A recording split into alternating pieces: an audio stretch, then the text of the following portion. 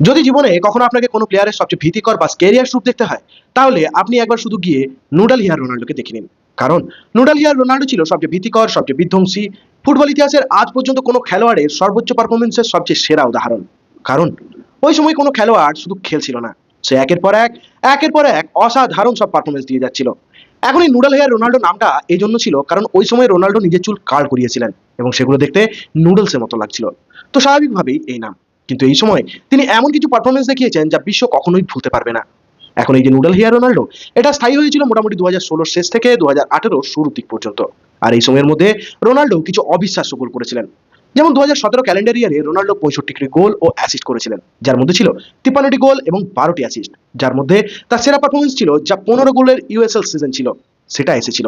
আর 17-18 সালের যে সিজনটা ছিল, যা নুডাল হেয়ার রোনাল্ডো ছিল, তাতে তিনি 44টি গোল করেছিলেন। আর এই নুডাল হেয়ার রোনাল্ডো অধ্যায়টি আসলে শেষ হয়েছিল রিয়াল মাদ্রিদের থ্রি পিটের মাধ্যমে, যেখানে তারা টানা 3বার চ্যাম্পিয়ন্স লিগ জিতেছিল।